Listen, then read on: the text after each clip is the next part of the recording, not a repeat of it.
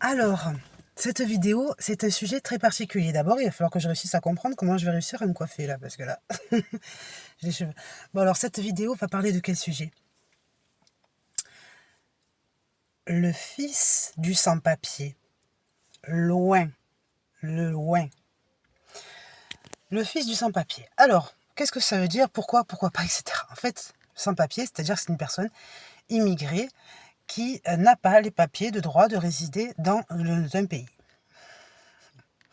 Ça a fait de longs débats déjà depuis très longtemps, hein, c'est-à-dire qu'à la base, c'est interdit. Mais dans le cas où certains, eh bien, cette situation existe, il faudrait comprendre la difficulté de l'immigré à vivre et la difficulté, imaginons dans le cas où en fait l'immigré soit amoureux. Réellement, la femme qui pourrait le sauver a deux solutions. La première, c'est se marier, sauf si elle n'a pas envie du mariage. La deuxième, c'est l'enfant.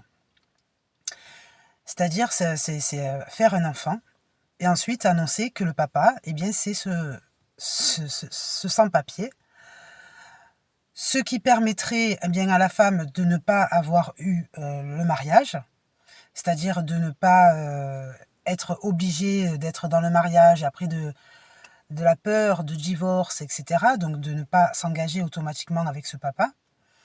Mais par contre, de le sauver parce qu'un enfant qui naît d'une femme, en fait, avec l'enfant né sur la terre annoncée, lui offre le droit. D'accord? Donc cet enfant, encore une fois, il n'est pas complètement bienvenu. C'est-à-dire que normalement, une femme logique ne va pas se lancer à faire un enfant pour permettre d'avoir des papiers. D'accord? Donc ça veut dire que cet enfant, on va l'appeler le fictif. D'accord? Cet enfant, le fictif, en fait, il a quel rôle et quel pouvoir? Il a le pouvoir de modifier les envies. Il a le pouvoir de réadapter le désir. Il a le pouvoir de déplacer le plaisir. Il a le pouvoir de dire ce qui convient le mieux.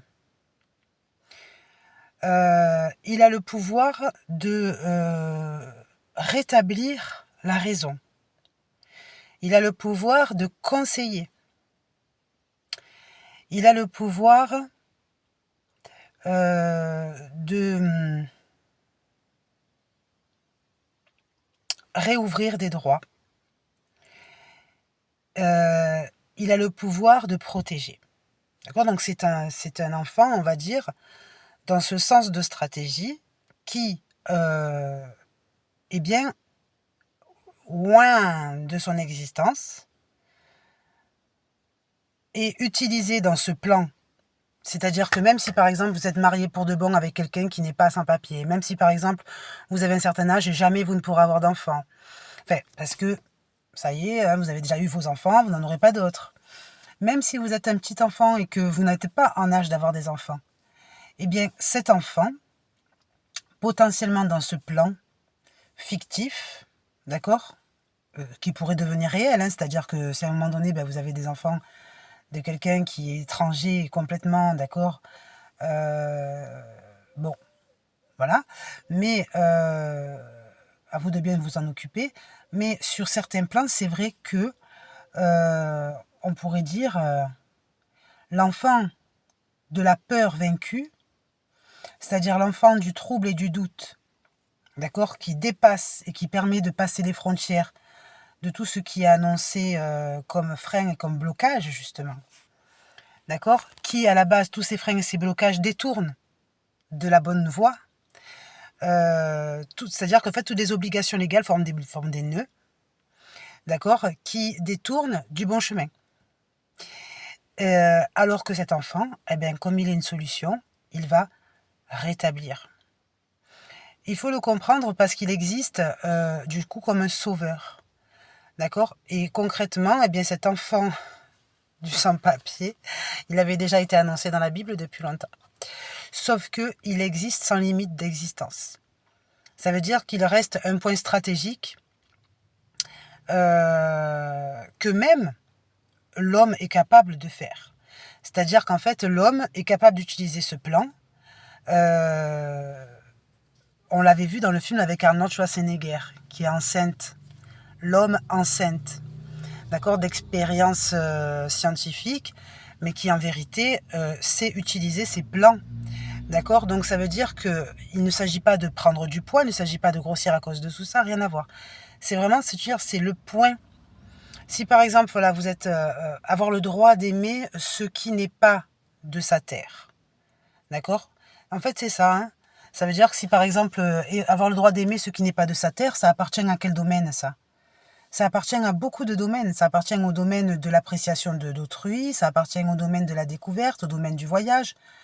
Mais ça ne doit pas appartenir au domaine de la guerre. Ça ne doit pas appartenir au domaine de l'emprisonnement. Ça ne doit pas appartenir au domaine de l'illégalité.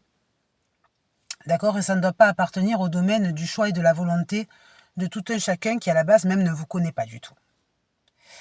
Donc, ça veut dire que cet enfant en plan, en fait, c'est vrai, a mis beaucoup de personnes à l'épreuve sur des vérités, des choix à faire. D'accord?